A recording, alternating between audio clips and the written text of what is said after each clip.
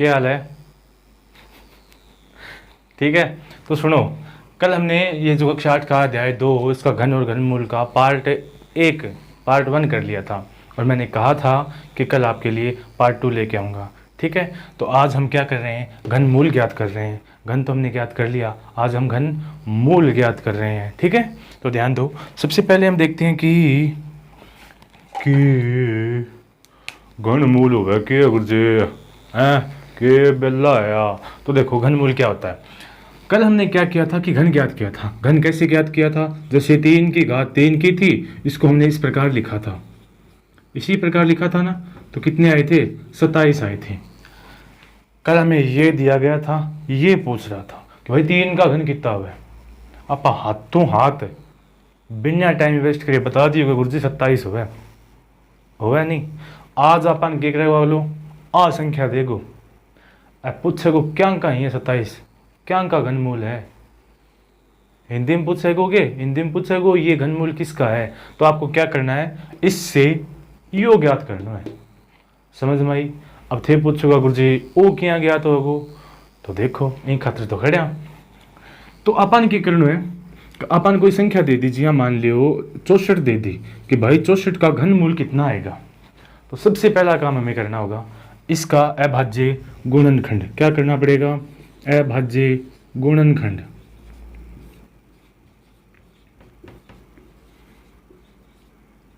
समझ में आई मुटियारो? हाई ना कुछ है। पहला पोते इसका अभाज्य गुणनखंड करना है। करके देखा, चलो 64 का करके देखो। 64 2 32 2 16 2 8 2 4 2 2 2 1 कितना है 64 का? 64 का है 2 गुणा 2 गुणा 2 गुणा 2 गुणा 2 गुणा 2 कितना? देखो एक जोड़ो ओ आयो, एक जोड़ो ओ आयो। अब समझ लियो संख्या का भी जोड़ा ही समझ में आई गए।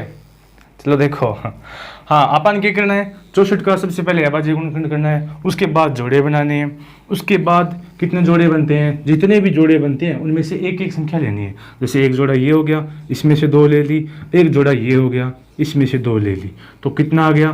4। तो अपन पूछेगो कि मोटियारो बताओ 64 का घनमूल कितना है, तो आपा भी कर देगा कितना है? 4 है। समझ में आई ना बात? हाँ। तो देखो ई प्रकार आपा ने घन मूल ज्ञात करना है। ठीक है।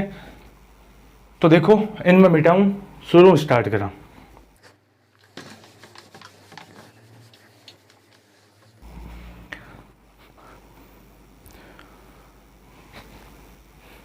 हाँ हाँ। तो देखो पहला सवाल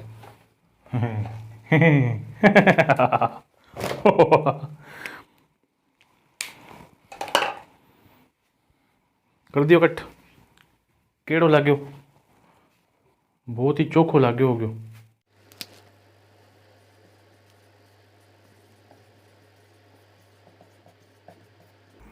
सत्य और असत्य बताइए।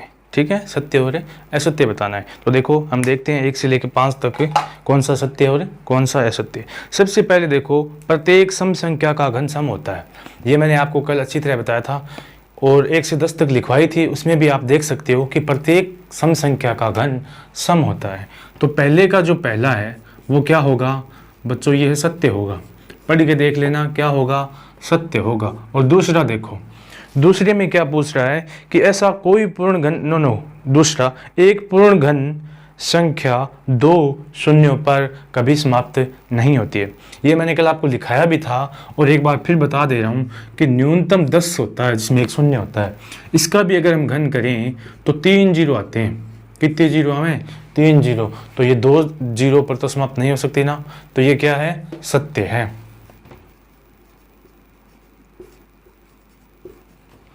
ठीक है, ये भी सत्य है। ठीक है। अब देखो तीसरा क्या कह रहा है, ऐसा कोई पूर्ण घन नहीं है जो 8 पर समाप्त होता है। तीसरा कह रहा है कि ऐसा कोई पूर्ण घन नहीं है जो 8 पर समाप्त होता है। आप ये बताओ कि 2 का घन कितना होता है? तो गुरुजी 8 हो गए, तो ये 8 पे समाप्त हो रहा है ना, और ये तो कह रहा है 8 पे समाप्त होता ही नहीं है, तो ये क्या हो गया बेचारा, गलत मान लो, असत्य मान लो, ये क्या हो गया, असत्य हो गया। समझ में आई बात? क्या है ये, असत्य है, क्योंकि ये तो 2 का 8 पे समाप्त हो रहा है और ये तो कह रहा है नहीं हो रहा है, तो असत्य हो गया। अब देखो चौथा क्या है, चौथा है कि यदि किसी संख्या का वर्ग 5 पर समाप्त होता है तो उसका घन 25 पर समाप्त होता है। तो हम छोटी से छोटी संख्या 5 पे ट्राई कर लेते हैं कि होता है कि नहीं होता। देखो 5 का वर्ग कितना होता है, सबको ही पता होगा 5 का वर्ग कितना आता है कि गुरुजी 25 हो है, और 25 में इकाई अंकित तो है 5 है ना, इकाई अंकित तो है 5 है। और यो क्या है कि यदि कोई संख्या का वर्ग 5 पर समाप्त होता है, यदि कोई संख्या का वर्ग 5 पर समाप्त होता है तो उसका घन क्या होगा, 25 पे होगा। तो 5 का घन निकाल के देखते हैं, 5 का घन कितना आएगा, 125 आता है ना, और ये किस पे समाप्त हो रहा है बताओ, 25 पे समाप्त हो रहा है ना, देखो बीच में, तो ये क्या होगा, सत्य होगा ना, जी की बात कह बा हो रही है, वो बेचारो यही तो कहो कि अगर वर्ग 5 पर समाप्त हुआ है तो घन 25 पर समाप्त होगा, और यही बात है। तो देखो अब अगला सवाल, एक छोटो सा लास्ट बच्चे कि 2 अंकों वाली संख्या का घन 4 से 6 अंकों का होता है। सबसे पहले यहाँ देखो कि मैं यही लिख देता हूँ, छठा, एक अंक का घन होता है जो बड़ा सा बड़ा हमारे क्या होता है, 9 होता है ना, 9 के बाद 10 आता है, सबसे बड़ा 9 ही होता है ना इकाई अंक। तो इकाई अंक का अगर हम घन करें तो कितना आता है, 729 आता है। कितना आता है, 729, और इसमें कितने अंक हैं, 3 अंक हैं। तो एक अंक का अगर हम घन करें, अधिकतम कितने आ रहे हैं, अधिकतम 3 आ रहे हैं। तो अगर हम 2 अंकों का करेंगे तो 3 से ज़्यादा ही आएंगे ना, तो कहाँ से कहाँ तक आ सकते हैं, तो 3 से तो ज़्यादा आएंगे, तो मान लिया 4, और अधिकतम कितने आ सकते हैं बताओ, इसके 3 तो उसके भी 3 ही आते होंगे, अधिकतम कितने आएंगे, 6 आएंगे। और ये कैसे आएंगे मैं अगले सवाल में आपको अच्छी तरह के समझा दूंगा, ठीक है, अच्छी तरह से ही समझा दूंगा। ये हमारा पहला सवाल हो गया जिसमें सत्य असत्य पता करना है, ये कोई बड़ी बात नहीं है, जिसने समझ लिया इसको अच्छी तरीके से उसको तो आ जाएंगे, और जो नहीं समझा उसको भगवान बचाए भाई। अब दूसरा सवाल लिखता हूँ मैं,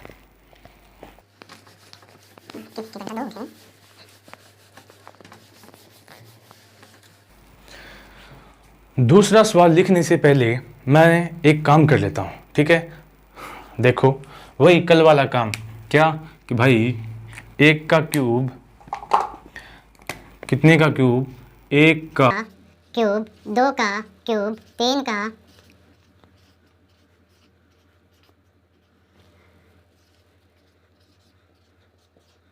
ठीक है, हमें ये लिखना पड़ेगा। तो देखो 1 का कितना होता है, 1 को एक ही है, 2 का 8, 3 का 27, 4 का 64, 5 का 125, 6 का 216, 7 का 343, 8 का 512, 9 का 729, 10 का 1000, 10 का 1000, ठीक है।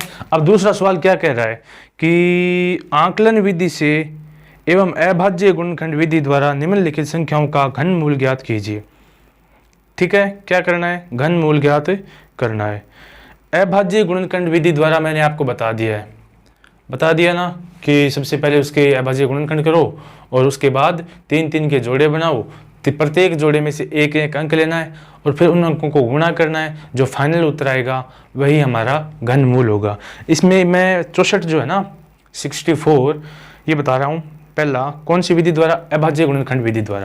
देखो सवाल नंबर 2 का पहला हमें 2 तरीकों से करना है, एक तरीके से तो अभाज्य गुणनखंड विधि द्वारा और एक आंकलन विधि द्वारा। तो अभाज्य गुणनखंड विधि द्वारा आपको आता है, नहीं आता तो एक फिर से बता रहा हूं, जिसमें से ये मान लो कि 58 32 है ना, तीसरा ये बता रहा हूं 58 32,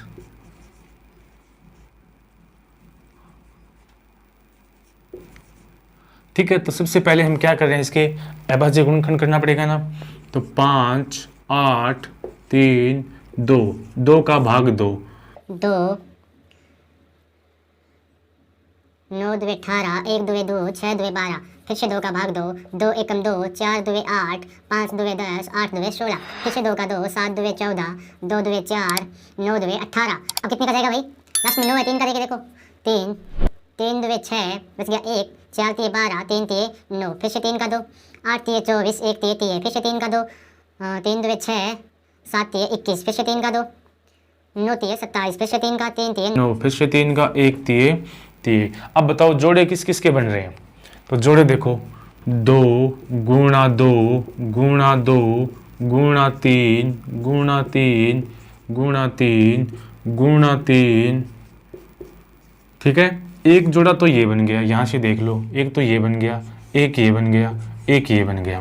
तो यहाँ पर 3 जोड़े बन रहे हैं ना। अभाज्य गुणनखंड विधि द्वारा बता रहा हूँ, एक ही बताऊंगा, बाकी कल आपको काफ़ी बताए थे मैंने, घनमूल भी ज्ञात करना और घन भी ज्ञात करना। ठीक है, तो देखो इसके जोड़े कितने बन गए, 1 2 3, 3 बन गए ना। तो इसको हम क्या करेंगे, इस जोड़े में से एक 2 ले लिया, गुणा इसमें से एक 3 ले लिया, और इसमें से भी एक 3 ले लिया। अब इन तीनों को गुणा करो, 3 तिये 9, 9 दुए 18। तो इसका घनमूल कितना आ गया? तो बच्चों 18 आ गया। क्या आ गया? 18 आ गया। अभाज्य गुणनखंड विधि द्वारा मैंने आपको बता दिया है। अब मैं बता रहा हूँ आपको आंकलन विधि द्वारा। कौन सी विधि द्वारा? आंकलन विधि द्वारा घनमूल ज्ञात करना सबसे आसान तरीका है ना। तो अभी बताता हूँ, देखो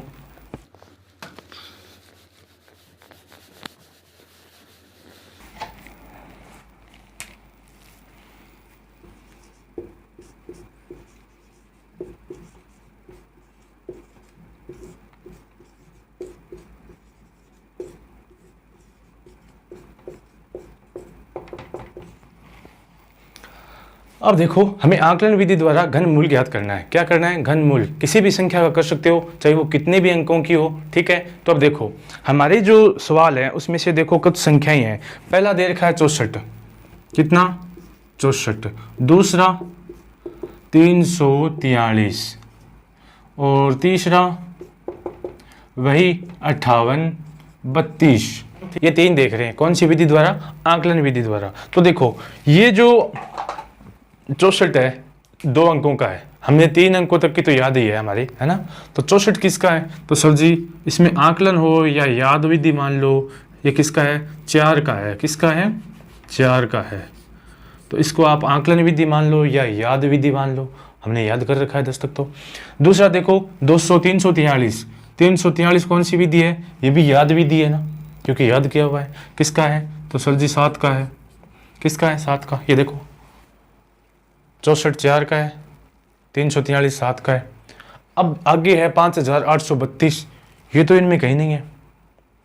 तो इसके लिए हम क्या करेंगे, इस साइड से कौन सा आता है? ये उल्टा आता है ना, उल्टे हाथ से 3 3 के जोड़े बनाएंगे। इसका जोड़ा बन गया, यहाँ 3 नहीं है तो इसको अकेले को छोड़ दिया, बना लिए जोड़े। इसमें इकाई अंक देखना है, कितना है? 2। 2 इसमें से किस में आता है? देखो किस में आता है? 8 में आता है। किस में आता है? 8 में। मैंने कल बताया था। अब हमें ध्यान देना है कि 2 किस पूर्ण घन संख्या में आता है। तो देखो भाई इसमें आता है। किसमें? इसमें। तो इसका इकाई अंक क्या आ गया? तो गुरुजी इकाई अंक तो यू आगो, कितना ही? 8 है। कितना ही? 8 है नहीं। अब देखो दूसरों बच्चों 5। अब 5 अपन यहाँ देखना है कि क्या के बीच में आवे। ठीक है, 8 हूँ तो छोटो है, 1 हूँ बड्डो है, तो छोट की संख्या लेनी है। 5 उठायो नहीं, अपन छोट की लेनी है। छोट के कितो है? गुरुजी 1 है। तो 1 को मतलब क्यों हो? 8 1 को लगा दियो, यूँ तो आ गयो इकाई अंक, अगला आज सी दहाई अंक। ठीक है, तो ये प्रकार आप आंकलन विधि द्वारा बहुत आसानी हो वर्गमूल ज्ञात कर सका। क्या ज्ञात कर सका? वर्गमूल ज्ञात कर सका। तो 3 का तो ज्ञात कर लिया, चौथो 5वां छठो बड़ा बड़ा ही, फिर देखो चुटकिया में उतरा होगा।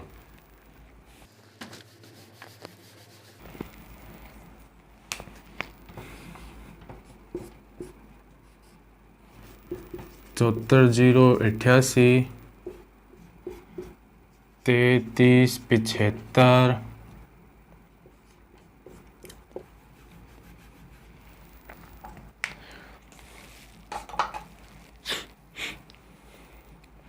हाँ अब देखो ये चौथा, ये 5वां, 74 0 88 33 75। अब बताओ इसमें क्या करना है, वही काम कि तीन तीन के जोड़े बनाने हैं उल्टे हाथ की तरफ से। तो ये 3 का हो गया और इसमें 2 बचे तो 2 ही सही। इसमें लास्ट में कितना आ रहा है बताओ, इसका इकाई अंक कितना है, तो गुरुजी 8 है। तो इनको देखो इकाई अंक 8 कौन सा आ रही है, तो इनको आ रही है कितना, ये 2 है ना। तो इस इकाई अंक से हमें एक इसका इकाई अंक मिल गया, क्या मिल गया, 2 मिल गया। ठीक है, क्या देखना है, ये जो 8 है ये हमें पूर्ण घन संख्या में से देखना है। ठीक है, कहाँ पे आया, तो गुरुजी 28। और हमें लेना कौन सा है, ये जिसकी पूर्ण घन संख्या है ना, ये लेना है। तो देखो 8 है, यहाँ हमें लिया 2, हमने 2 ले लिया। अब देखो यहाँ कितने, 74। अब ये देखने अगले वाली संख्या में, ये 8 भी हम यहीं देख रहे थे ना, इसी में से देखे थे ना 8, यहाँ अगले में आए, तो हमें 74 भी अगले में ही देखना है इसमें कि 74 किस किस के बीच में आता है। तो देखो बच्चों 64 से तो बड़े होते हैं और 125 से छोटे होते हैं। तो 74 कहाँ रहे, 4 और 5 के बीच में आ रहे हैं ना, 64 और 125 के बीच में या 4 और 5 के बीच में। हमें लेनी है छोटी वाली संख्या, तो छोटी वाली क्या आएगी सर जी, छोटी वाली तो 64 है मतलब 4 आएगा। तो क्या आ गया इसका 4, तो वो घन मूल क्या हो गया 42। क्या हो गया 42, समझ में आया ना कुछ। इससे इकाई लेना है, इससे दहाई लेना है, तो क्या हो गया 42 हो गया। नहीं समझ में आया, अगले में देखो फिर से 3 3 के जोड़े बना लो, यहाँ भी जोड़े बना लो। इसमें कितना है 5, तो हमें इसमें देखना है 5 कहाँ पर आता है, तो गुरुजी 18 है, कितना को 5 को ही आवा है। तो इकाई अंक तो कितना आ गयो 5 आ गयो। दहाई देखो 3, तो 3 किन किन के बीच में आ रहा है, तो गुरुजी 8 के और 1 के बीच में आ रही है। 8 और 1 के बीच में छोटी वाली संख्या लेनी है, तो कितना है 1 है। तो दहाई को अंक क्या जिसी 1 आ जिसी, तो ये कितना हो गया बेटा गुरुजी 15 हो गया। तो ई संख्या का घन मूल कितना ही, तो 15 ही, कितना ही 15। ये पूर्ण घन संख्या होती है ना, पूर्ण घन संख्या सिर्फ उसी का निकाला जा सकता है, बाकी तो हमें अभाज्य गुणनखंड विधि द्वारा ही निकालना पड़ेगा। अब देखो हम अगले देख रहे हैं, अगले देख रहे हैं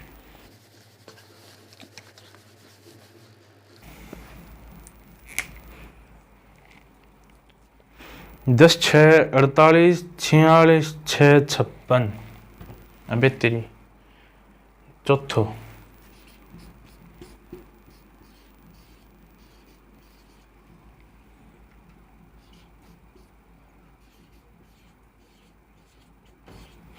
हाँ अब देखो कौन से में, इसमें देखो इसमें क्या करना है हमें, तो गुरुजी 3 को जोड़ो बना लियो, इनने 2 ही बच्चा तो 2 ही चोखा। ठीक है, यहाँ कितना आ रहा है 8 आ रहा है, तो 8 इसमें कहाँ आ रहा है देखो बताओ, यहाँ आ रहा है, यहाँ आ रहा है ना। तो यहाँ वाली संख्या को देखो, उससे सीधे यहाँ जो कितने हैं ये 2 है, तो इससे इकाई अंक कितना आया 2 आया। ये कितना है 10, 10 किन किन के बीच में आ रहा है, 8 से तो बड़ा है 10, 27 से छोटा है, तो कहाँ आ गया यहाँ बीच में आ गया ना। तो बीच से ऊपर वाली संख्या कितनी है 2, छोटी वाली होती है ना उसको लेना है, तो 2, तो दहाई से कितना आ गया 2, तो कुल मिला के ये कितनी हो गई, तो गुरुजी 22 हो गई। कितनी हो गई 22 हो गई। इसी बोलते हैं आकलन। इसमें ना पेन उठानी ना कुछ और, इधर देखो, देखने की भी जरूरत तब बढ़ती है जब याद नहीं हो। याद हो तो आपको पता होता है कि 6 किसका होता है, तो गुरुजी 6 6 का ही होता है। तो इकाई अंक क्या आ गया 6, 46 किससे बड़ा किससे छोटा होता है, तो गुरुजी 3 बड़ो 4 छोटो हुआ है, तो इसका कितना आ गया 3 आ गया। इस प्रकार निकाल सकते हो। ठीक है, तो इसका कितना आया 22। अब इसका देखो, ये 3 अंक ये 2 अंक, 6 किसका आता है, तो 6 कल भी बताया था आज भी बता रहा हूँ, 6 6 का ही आता है, 6 6 का ही आता है। देखो 6 6 का ही आता है, या 6 6 का ही आता है। समझ में आई। दूसरा देखो 46, 46 किन किन के बीच में, तो 27 और 64 के बीच में है। हमें छोटी वाली लेनी है, छोटी कितनी है 3 है, कितनी है 3 है, तो इसका क्या आया 36 आ गया। कितना आ गया 36 आ गया। इसको बोलते हैं आंकलन विधि। कौन सी विधि, आंकलन विधि। देखो एक बचा है लास्ट, कौन सा, छठा 7वां बचा है शायद, है ना, 7वां है 91 125 9 1 1 2 5। इसका देखो जोड़ा बनाओ, 3 का जोड़ा बना दिया, इधर बचा 2, क्या बचा 2। इसमें कितना है इकाई अंक 5 है, और 5 किसका आता है, तो सर जी 5 5 को ही आवे है। वो देखो 8 5 हुआ है तो 8 भी 5 हुआ, 8 5 हुआ तो 8 भी 5 हुआ, तो 5 5 को हुआ, मतलब इकाई अंक आपने आ गया 5। अब बताओ 91 91 किन किन के बीच आता है, तो गुरुजी 125 में छोटो हुए, 91 64 बड्डो हुए, तो आ दुनिया के बीच में आ गयो। अपन छोट की संख्या लेनी है, तो ये क्या आयो गुरुजी 4 आ गयो। क्या आ गया 4, तो ये क्या हो गई 45। मतलब इसका घनमूल कितना आया 45 आया। क्या आया 45 आया। अब आप आज के लिए ये इतना ही है, मतलब जो अध्याय 2 था वो आपका पूरा हो गया है। कल हम अध्याय 3 को शुरू करेंगे। तब तक के लिए जय हिंद, गुड बाय। और आपको एक बात याद रखनी है कि इनमें से कुछ भी जो नहीं समझ में आए बिंदास होकर कमेंट करो, मैं खड़ा हूँ बताने के लिए। ठीक है, बाय।